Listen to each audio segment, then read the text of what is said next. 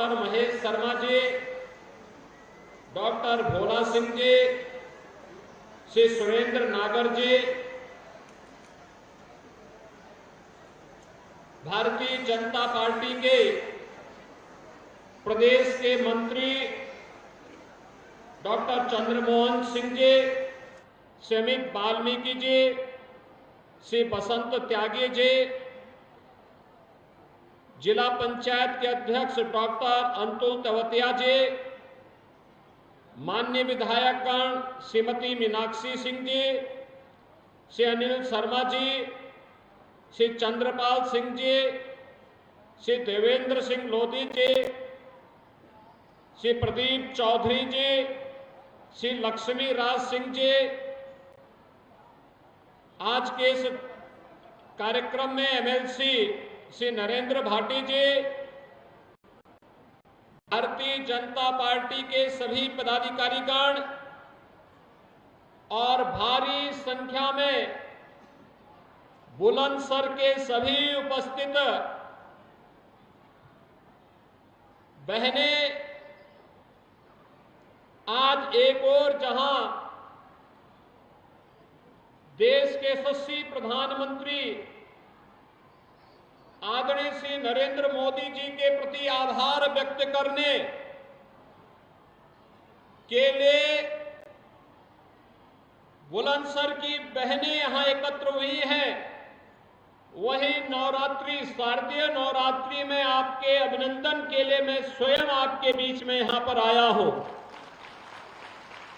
शारदीय नवरात्रि के अवसर पर मैं आप सबका हृदय से अभिनंदन करता हूं, स्वागत करता हूं और नारी शक्ति बंधन अधिनियम के पारित होने पर आदरणीय प्रधानमंत्री जी के प्रति उत्तर प्रदेश की मातृशक्ति की ओर से हृदय से आभार भी व्यक्त करता हूं।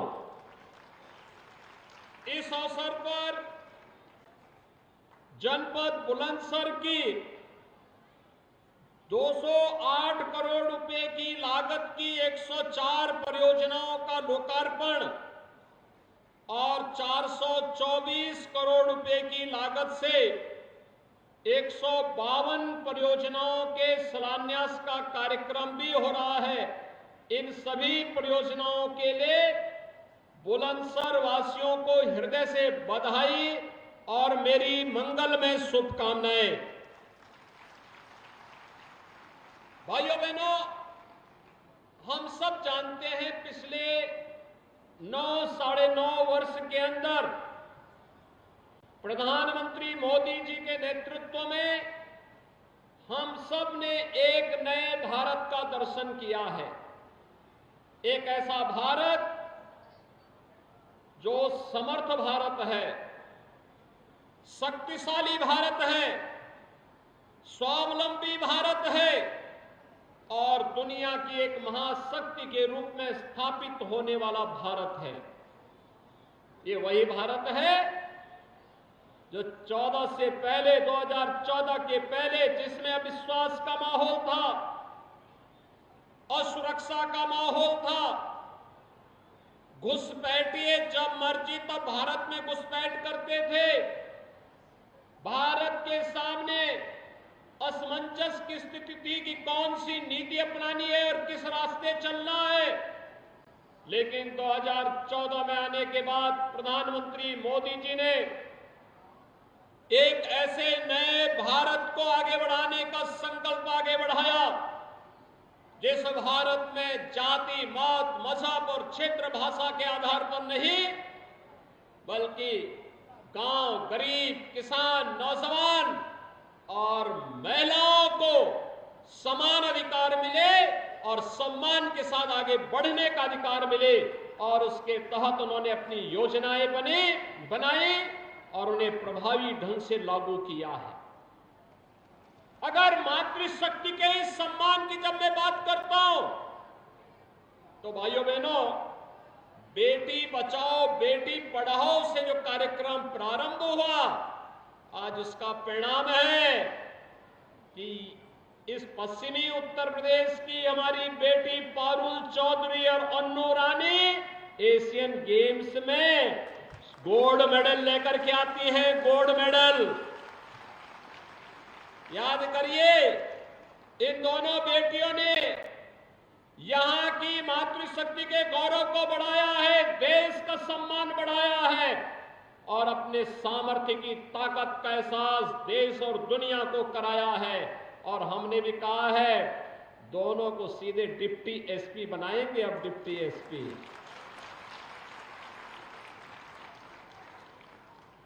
सरकार की घोषणा है, बहुत जल्दी समारोह आयोजित करके गोल्ड मेडल जीतने वालों को 3 करोड़, सिल्वर मेडल जीतने वाले को 1.5 करोड़ और कांस्य पदक जीतने वाले उत्तर प्रदेश के खिलाड़ियों को 75 लाख रुपए की सहायता का सम्मान समारोह भी हम लखनऊ में करने जा रहे हैं। और साथ साथ सरकारी नौकरी भी।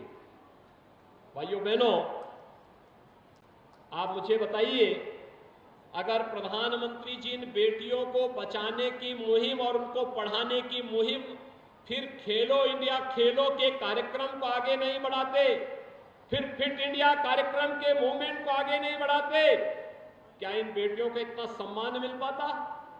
क्या वे आगे बढ़ पाती? और केवल यहीं पे नहीं, याद करिए, पहले माताएं घर में चूल्हा फूंकते फूंकते आंखों को खो देती थी। 45 साल 50 साल की उम्र होते होते ऐसे लगता था जैसे बुढ़ापा आ गया है। लेकिन अब हर परिवार को प्रधानमंत्री मोदी जी ने उज्ज्वला योजना की सौगात दे दी है और उज्ज्वला योजना में भी अभी 300 रुपए प्रति सिलेंडर की कमी की है। और हमने भी तय किया है दीपावली का उपहार हर उज्ज्वला योजना कनेक्शन धारी को फ्री में रसोई गैस का सिलेंडर उपलब्ध करवाएंगे।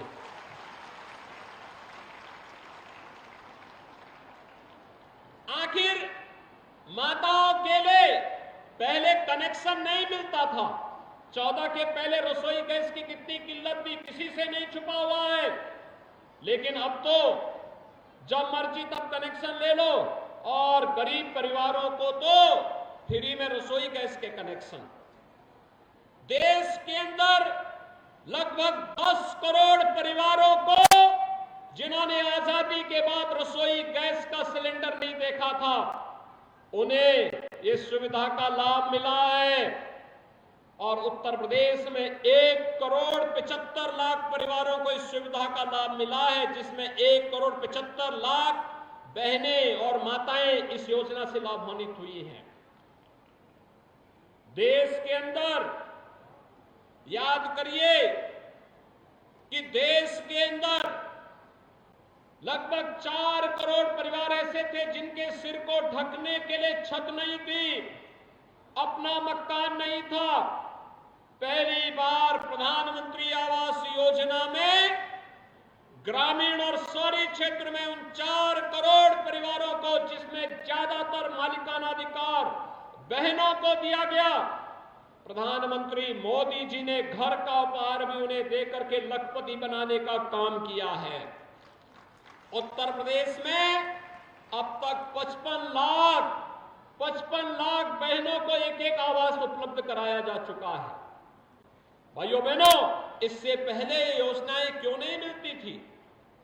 नारी गरिमा के प्रतीक, नारी गरिमा के प्रतीक स्वच्छ भारत मिशन के अंतर्गत हर घर में शौचालय हो, यह कार्य भी पहली बार हुआ है।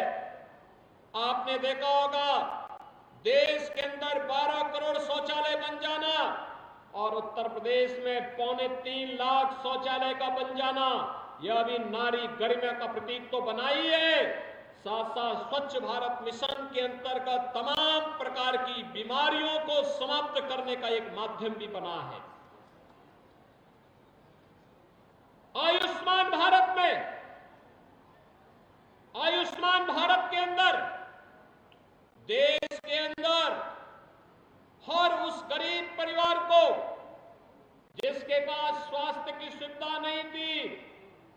5 लाख रुपए सालाना स्वास्थ्य बीमा का कवर आयुष्मान भारत के अंतर्गत प्रधानमंत्री मोदी जी ने दिया है। अकेले उत्तर प्रदेश में 10 करोड़ परिवार इस योजना से लाभान्वित हो रहे हैं और लाभ ले रहे हैं। अनेक ऐसे कार्यक्रम जो बेटियों के लिए, बहनों के लिए, माताओं के लिए कल्याणकारी कारक हैं, उनकी सुरक्षा के लिए, उनके सम्मान के लिए और उनके स्वावलंबन के लिए महत्वपूर्ण थी।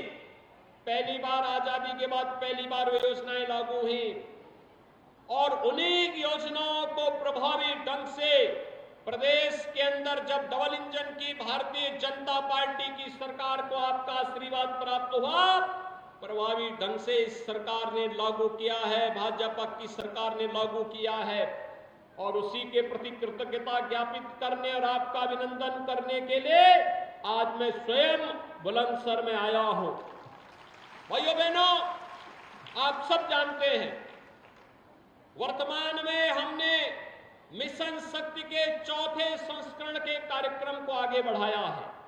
मिशन शक्ति का यह चतुर्थ संस्करण एक बार फिर से प्रभावी ढंग से नारी गरिमा की सुरक्षा करते हुए, उनके सम्मान को विवृद्धि करते हुए उनके स्वावलंबन का मार्ग प्रशस्त करने का एक अभियान है और इसकी शुरुआत हमने 2020 में की थी।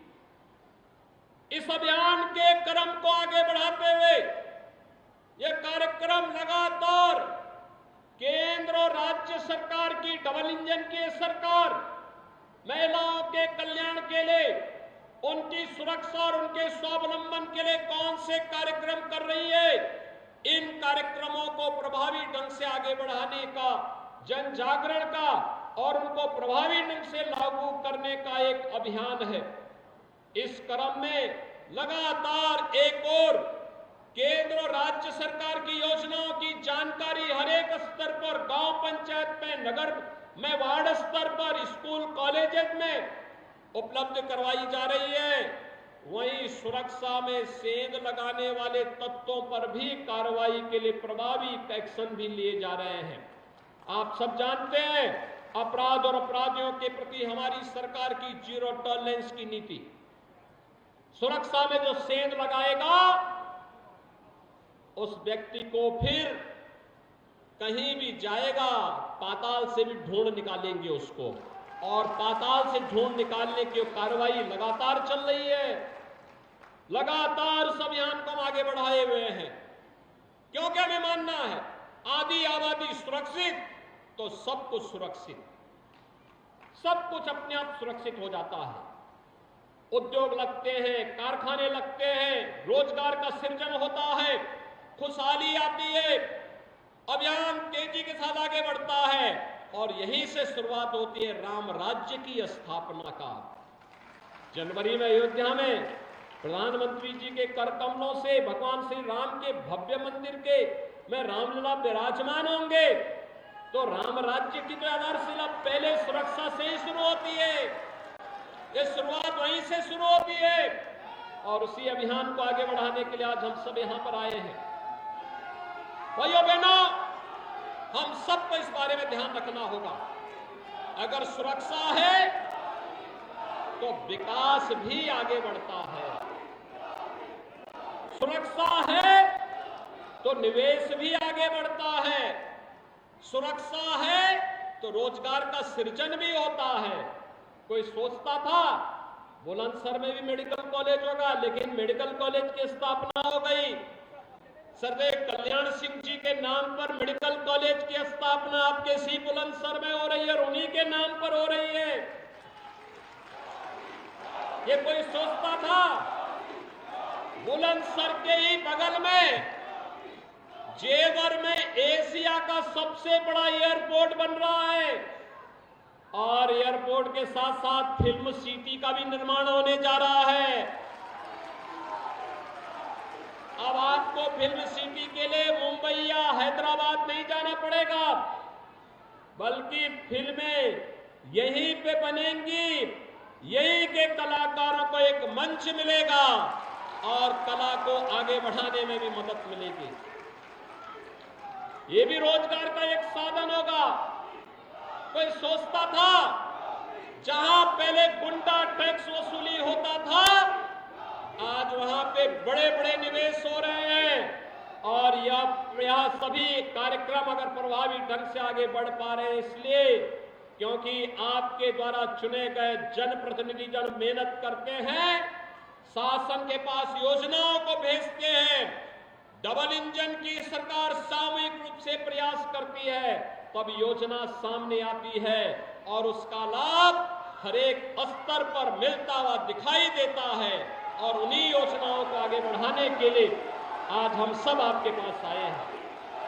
ये योजनाएं जो आज यहां लागू हो रही है, चिकित्सा और स्वास्थ्य की है, शिक्षा की है, आवास की है, सड़क से जुड़ी हुई है, किसानों से जुड़ी हुई है, महिलाओं से जुड़ी हुई है, युवाओं से जुड़ी हुई है और जीवन के प्रत्येक क्षेत्र में जिससे लाभ होना है, ऐसे 700 करोड़ रुपए की परियोजनाएं आज एक साथ आपको प्राप्त हो रही हैं। लेकिन भाइयों बहनों, आज हम सब आपको इस बात के लिए बधाई देने के लिए आए हैं कि नारी बंधन अधिनियम इसमें मील का पत्थर साबित होने जा रहा है। देश की संसद में वर्षों से लोगों को प्रतीक्षा थी कि अधिनियम पारित होगा।